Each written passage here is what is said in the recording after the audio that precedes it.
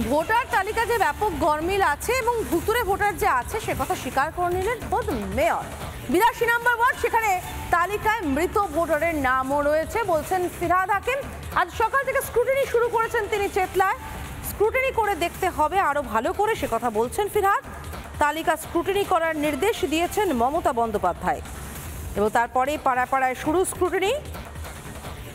Scrutiny করে ফিরহাদের মন্তব্য, স্বীকার করে নিলেন 82 নম্বর ওয়ার্ডে মৃত ভোটার রয়েছে।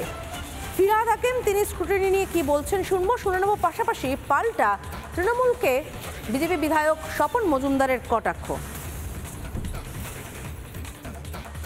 কয়েকটা পেয়েছি, কয়েকটা লেফট ভোটার পেয়েছি, অনেক 3-4টে পেলাম যারা এখানে থাকেন না অথচ নাম আছে। কিছু আছে যেগুলো স্পেকুলিয়াস, মানে যেগুলো যে ভোটারের এখানে কোনো অস্তিত্ব নেই বা আমি এই পাড়ায় জন্মেছি বড় হয়েছি দেখেছি নেই, সেরকম 3-4 জন পেলাম। তো এগুলো নিয়ে আমরা আবার ডিটেলস রিপিট সার্ভে করব, তারা কোথায় গেছেন, কি হয়েছে, কেন এখানে নেই।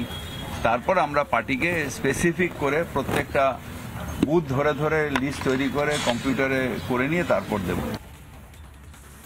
মমতা ব্যানার্জি যে এই রাজকীয় সুবিধা ভোগ করেছে, হাওয়াই চটি পড়ে এতদিন মানুষকে আয়স করেছে, রাজকীয় যে ব্যাপার ভোগ করেছে সেইটা ওনার থেকে বঞ্চিত হবে, চলে যাবে, এটা উনি মেনে নিতে পারছে না কোনোভাবে।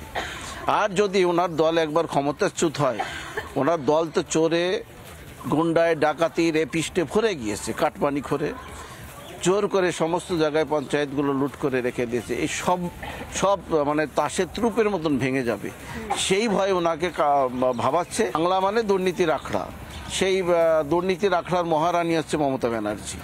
তো সেই মমতা ব্যানার্জি সেই ভয়টা পাচ্ছে।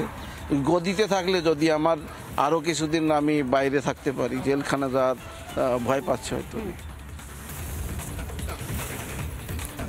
স্ক্রুটিনির ছবি দেখতে পাচ্ছেন চেতলায় ফিরহাদ হাকিমের জায়গা, সেখানে স্ক্রুটিনি হচ্ছে। তবে শুধু এখানেই নয়, জেলায় জেলাতেও কিন্তু বিভিন্ন জেলাতে স্ক্রুটিনি চলছে।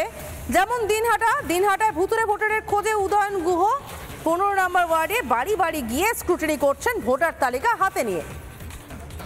সেই ছবিটা দেখতে পাচ্ছেন উদয়ন গুহর ভুতুরে ভোটারের খোঁজ 15 নম্বর ওয়ার্ডে। দিনহাটা 15 নম্বর ওয়ার্ডে স্ক্রুটিনি করছেন উদয়ন গুহ।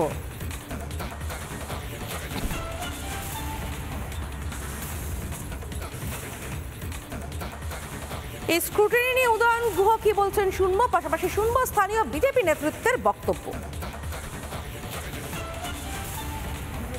আর দেখা গেছে যে মহারাষ্ট্র এবং দিল্লিতে ভোটার লিস্টে জল ঢুকিয়ে দিয়ে সেখানে যারা শাসক ছিল তাদেরকে হারানো হয়েছে।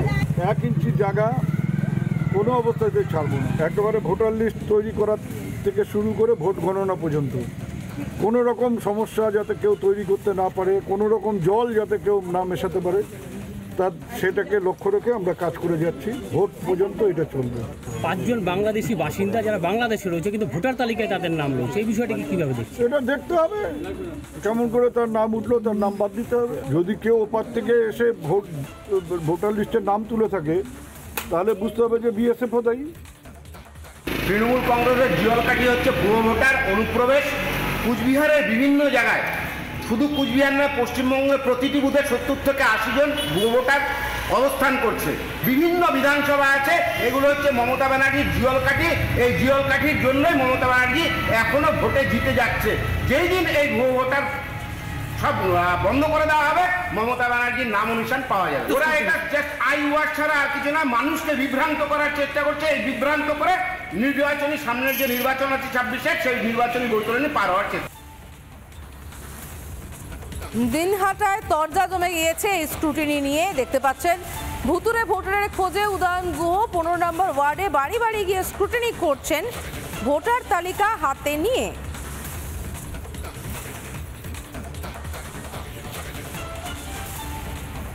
নানা ধরনের কন্টেন্ট দেখার জন্য লাইক করুন, শেয়ার করুন আমাদের ফেসবুক পেজ, সাবস্ক্রাইব করুন আমাদের ইউটিউব চ্যানেল। পাশাপাশি অন্যান্য ব্রেকিং নিউজের জন্য অবশ্যই চোখ রাখুন রিপাবলিক বাংলায়।